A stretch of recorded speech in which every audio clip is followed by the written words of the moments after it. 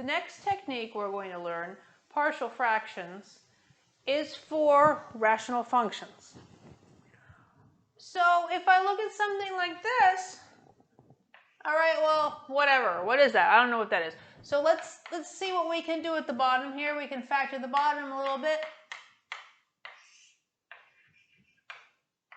2x and x, 1 and 1, and it'll be minus plus. All right, fine. So now at least I have a little bit more. I see that I have this thing. Well, I'm not sure how that helps me. What I want to do with that is break it up. But how do I break it up, right? How do I break up the bottom? So the thing is, what partial fractions does is it's a way to break it up.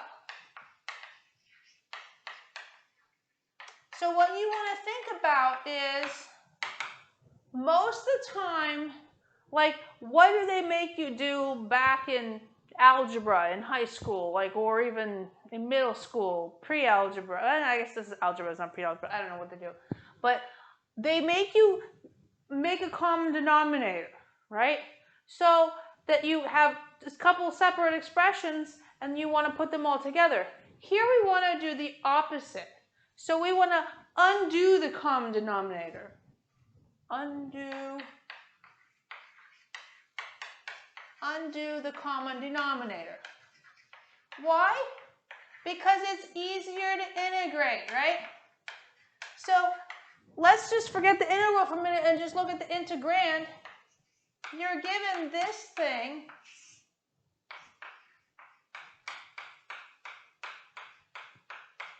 These are some nice linear factors. If it wasn't together, and if I knew what numbers were up here, but I could just write it this way. This I could, and this was just two numbers up here. They're just going to be constants. They're just going to be numbers because this x is 1 degree less, right? So if I were to make this into a common denominator, the most I'd have on the top is an x, right? So if you've got this nice fraction that is a proper fraction, then you can break it up, and these guys on top will be a degree less than in the bottom. Exactly, they'll be numbers. So if these are just numbers, like this is 5 and 7 or something, both of these are very easy to integrate. It's just natural log. Whereas if I look at this, that looks like it would be terrible.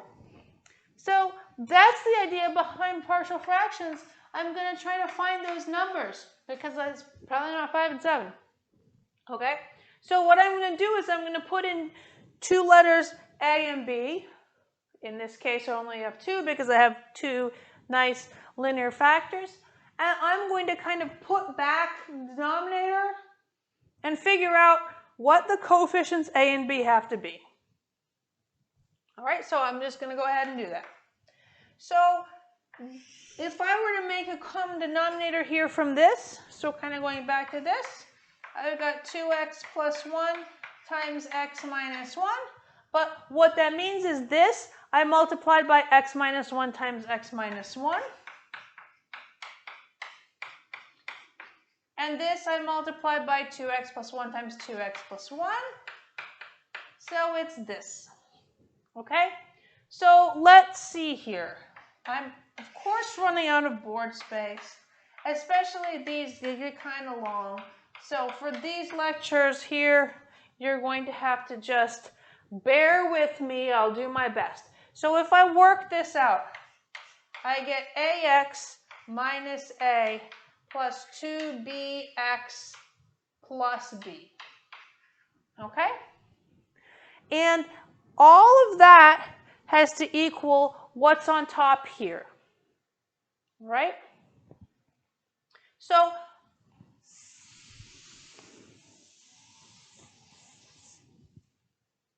I need to remember which one A and B was. That's the problem. All right, so let's just pay attention to the top then.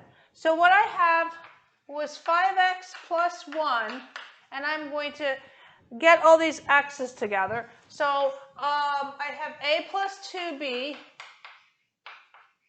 times x plus whatever the rest of the stuff is, minus a plus b. Okay, this is just not going to work out for me here. I'm just going to write it up here.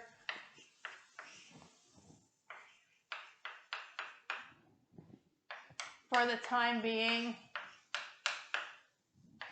Because of course you'll get it wrong if you put the a's and b's back in the wrong place. All right, so that is the information I needed.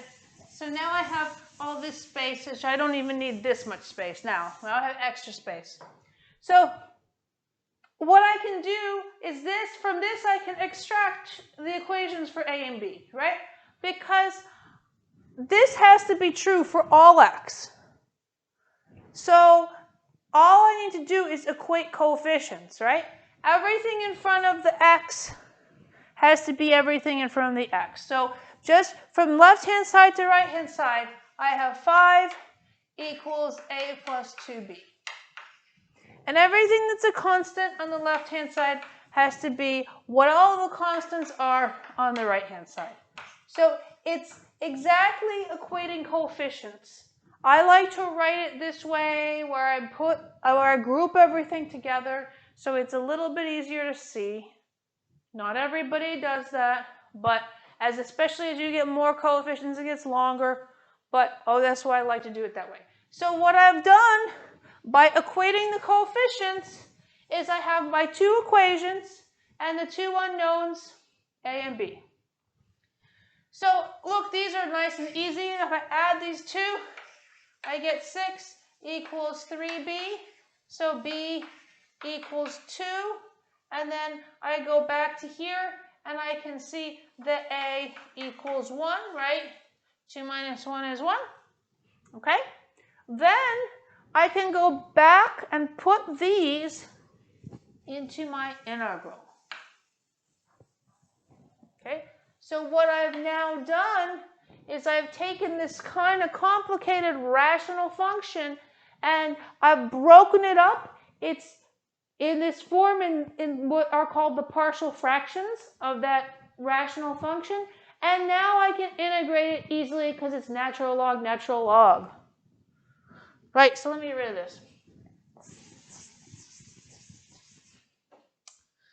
All right, so I've got I do have to do a small use of, these are both use substitutions, right? But by this point we can do in our head. For the first one, just let me remind you, you're going to have that 2 dx, so you're going to have an extra 2, right? So this is going to be 1/2 du over u for this one. And then this one is so you're going to, have that 2, and this 2 is just going to come out. So in any case, when I do this, I'm going to have 1/2 natural log of this 2x plus 1 plus 2 natural log of x minus 1 plus your constant. Okay? So there you go. So I'm going to do one more. Just as a kind of a get it a little bit, look at one a little bit more complicated. Oftentimes, they'll already give it to you in the factored form, especially for ones that are a little bit more complicated. Like this one. 4y squared minus 7y minus 12 on the top there. And here I've got y times y plus 2 times y minus 3. So here I've got 3 coefficients in the, 3 pieces in the bottom, right? So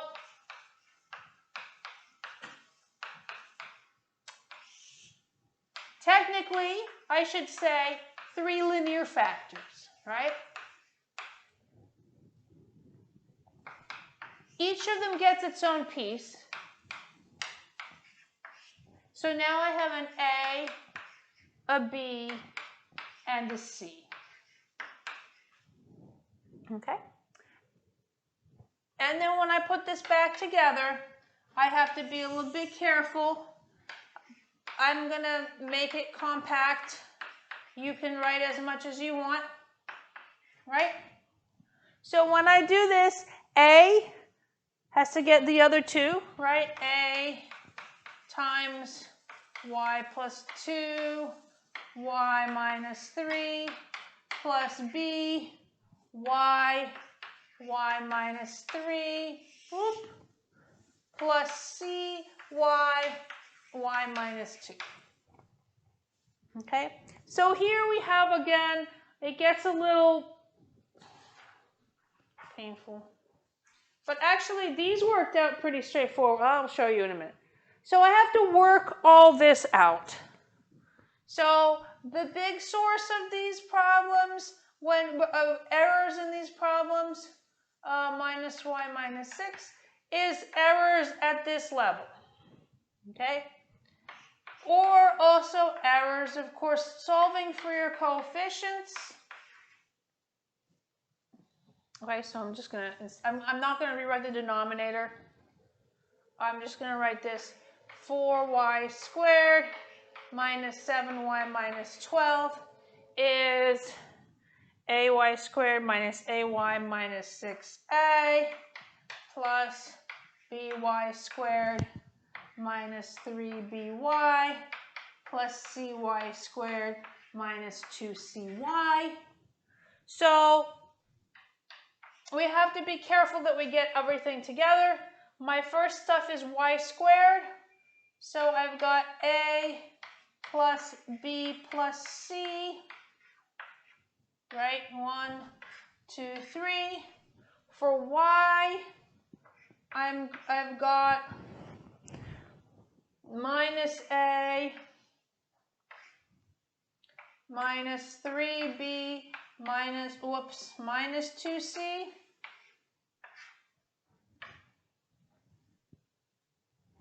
Wait a minute. No, plus. See, one can make these mistakes very easily. I thought there were too many minuses. All right, plus 2c. And then the last thing is constant is minus 6a. That's the only constant left. Okay, which makes it a little bit nice to solve. So what I have is I'm equating O and C because I forgot that. Okay, hold on. I lost my y there for a minute because I realized my negative was off. Of course, one negative's off, then your numbers are all wrong, right? So, 4 is the a plus b plus c.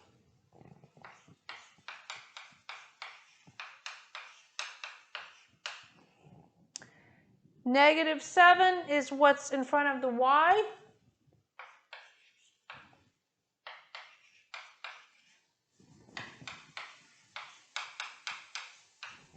And negative 12 is minus 6a. Okay? So this is going to turn into an equation and equations and unknowns. Here we had 3 unknowns, so we end up with 3 equations. They won't always turn out as nice as this, okay? They don't always turn out, oh, this one doesn't turn out either to just be whole numbers. The first one does. You can see a equals 12. I'm sorry, a equals 2 because 6a equals 12. And then it turns out, and I'm not going to go through it right here, but just to kind of get this all together because this video is getting long, it turns out that when you solve these, you get b equals 9/5 and c equals 1/5. And that's pretty, reasonable. They're not always going to be whole numbers. You don't have to freak out if it's not a whole number. It doesn't necessarily mean that it's wrong. Okay? So that's one thing to realize with these. Now, how do you solve these? Something like this. This one's easy. This one was easy. I just solved it by hand because A was already 2 immediately, and then you just have two equations, 2 unknowns. You can do the usual way. If you want to use your calculator to solve them, it's fine as well. So those of you who know how to use matrices, you're welcome to use matrices to solve. Whatever method you want, please just do tell me what method you use. So if you used your calculator to solve it with the matrices in the calculator, just say calculator solve to such and such thing, right? That's so that I see on your work, like I just know where it comes from. I know that the answer just didn't appear from thin air. Okay? So, like for example, my answer here appeared from thin air, but actually I just worked it out by hand. I'm just not doing the algebra for you guys right now. Okay, so before I erase this, I'll finish it in a second, but just want to make it clear where these equations come from. These equations come from equating the coefficients in front of the polynomial, right? In front of the y squared, right? Everything in front of the y squared on the right-hand side has to be what's in the y squared on the left-hand side. Not always will you have all of these, right? If this was just 4y squared minus 12, if there was no y term here, that would mean all these y terms were 0. So sometimes that happens too.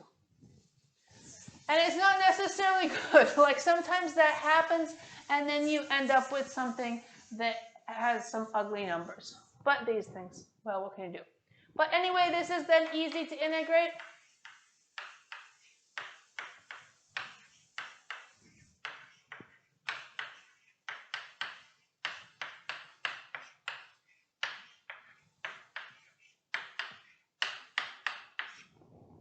And there's my solution.